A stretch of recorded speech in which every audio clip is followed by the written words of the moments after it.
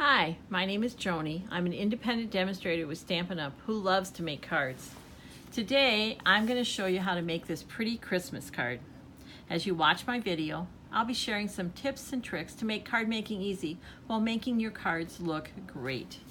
I think there's just something about poinsettias that say Christmas to me. We always have a couple of poinsettias around our house at Christmas time, and I really love them.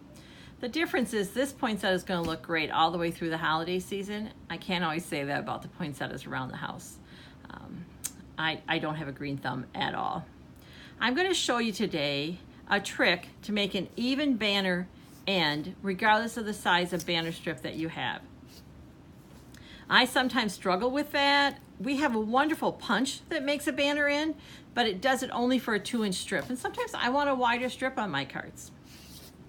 I'll show you how to make the card step by step. Underneath the video, you can see my blog, and on the blog, I'll actually have detailed measurements and a list of all the supplies I use. So let's get started making this really pretty Christmas card today. Our card base is basic black, and I folded it so the card opened like this. Let me show you how I did that. When I'm doing a card fold like that, I start with a sheet of 8.5 by 11. This card base is black, our basic black, and I cut it in half lengthwise. So if it's an 8.5 sheet of paper in half, I'm cutting it. My cut line is at 4 1/4. I now have 2 card bases. I'm going to take my card base, one of them, and fold it in half. I like to start on the grid line.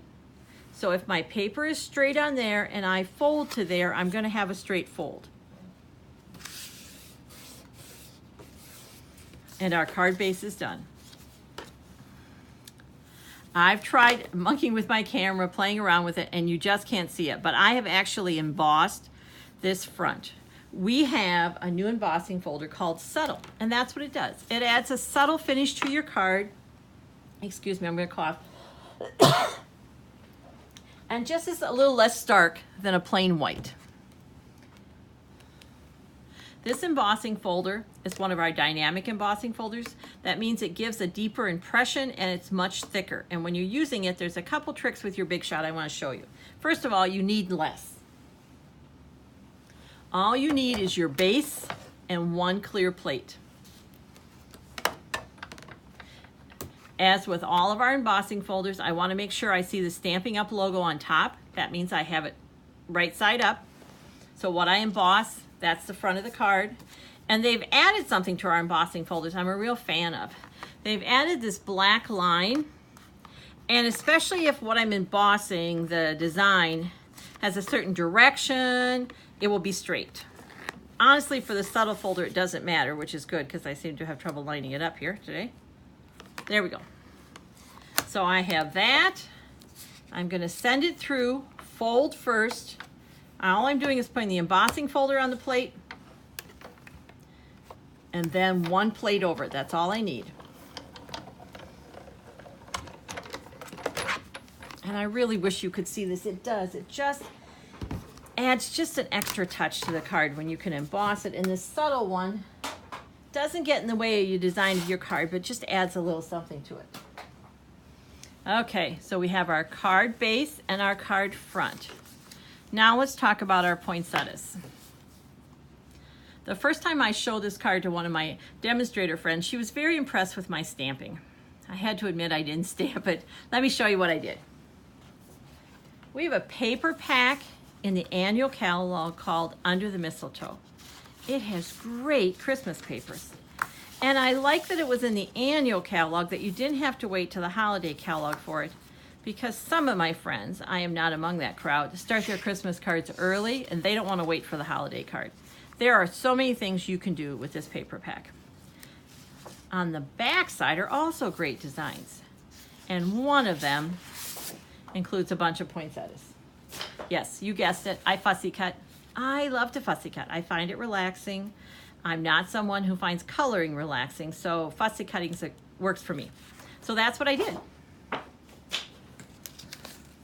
I fussy cut a bunch of poinsettias. Let's just grab one of them today. We'll take this one. Okay, so we have our card base, our card front, our poinsettia. We're just flying here. Now let's talk about that banner end. Again, this is something I've struggled with. Sometimes when I cut them, I felt like this wasn't in the center or that one end was longer than the other. So let me show you. I tried a couple things and this is what I came up with. We're going to pull our Big Shot back out. By the way, this is 2.5 inches wide.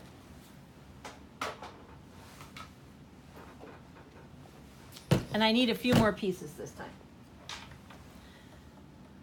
I have my Big Shot. I have my base, but I'm not embossing, I'm cutting. So I'm going to add the cutting mat and one clear plate. I have my red piece. And then this is what I used. One of our square layering framelits. And depending on how wide it is, you pick the square that works for you. So I'm just going to lay this on here. Get my point in the center, and I know it's in the center if I have about the same amount showing. I want the edge of that square to come right off of the edge of my paper, just like that. I'm going to put my other plate on the top. Do you know, folks, I have the hardest time with these plates. They're clear and I can't find them. I know why they need to be clear so I can see what I'm doing, but I really wish they were like, I don't know, had a little magenta strip or something on them so I wouldn't lose the clear things. All right. Sending that through.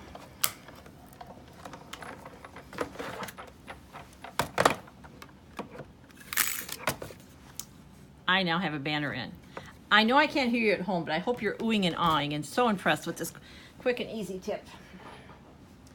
And I have a banner in. On any size strip, I just use a different size square, depending on what I'm going to do. Okay, let's put this card together. Rather than start by attaching my card front to my card base, when I have a banner or anything that's going to butt up against the edge of the card, I like to attach that first. One, if I don't get even, I can still trim it. Or two, as I'm looking at this, I'm thinking maybe I want a shorter banner on this card, and I can do that. So let's get started. Again, I'm going to use my grid paper to start where I'm straight. I'm using a little bit of snail. I don't need a lot. And to get it straight, I want it about 1/2 inch. And on this grid paper, each line represents 1/4 inch. So if I get it straight with the grid paper, I'm going to go up on each side. There we go. I like where it ends here. This excess I can take off using my card and as my guide and just trim it off. There we go. All right, now I'm ready to put it on my card base. I like to open my card base when I'm attaching it.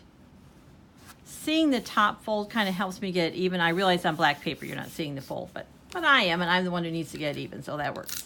A little bit of snail, making sure I get it in the corners, because that's what's going to pop up on your card, and a little bit on the side. That's all you need.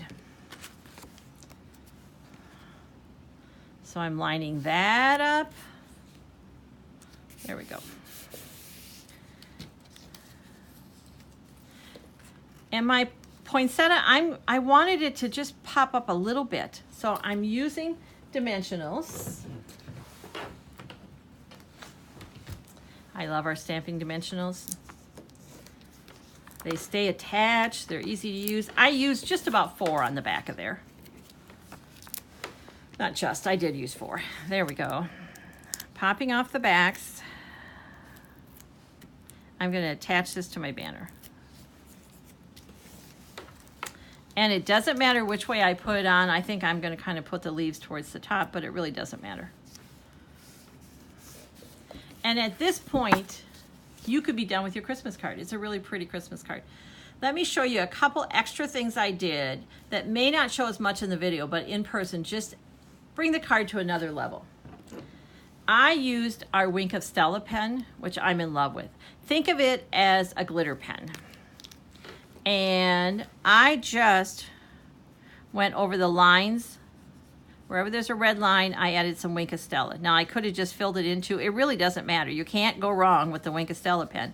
Whatever you do with it's going to just add a light sheen of glitter.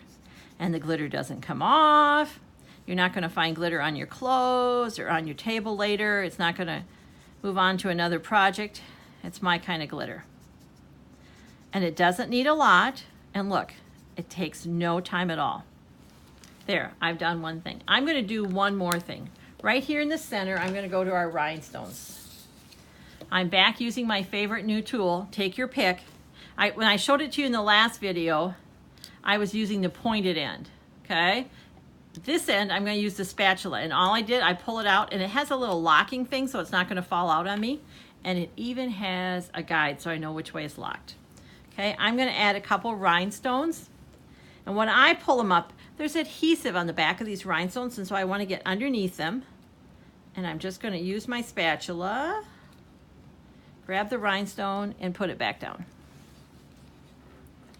I put down 3 because I like groupings in odd numbers. My mother was an amazing gardener. I did not inherit a green thumb from her, unfortunately. But she always, as she was trying to teach me, always told me to plant bulbs and other things in odd numbers, that it was more pleasing. I always did what my mother told me, so now I put my embellishments in odd numbers. All right, we're done. Wasn't that easy? And you have a great Christmas card. Took very little work. I hoped you enjoy it. Are you looking for some new card ideas? Did you know I include a new card design, including a supply list and directions, in each of my Sunday night emails? You can sign up for my email on my blog, and you too can get a new card idea in your inbox each Sunday night. I'm pretty new at YouTube videos, I'm sure you could tell. I'd sure appreciate a like on this video if you saw something that you can use in your card making. And if you're interested in more card ideas, be sure to subscribe, to my YouTube channel. Thanks for watching.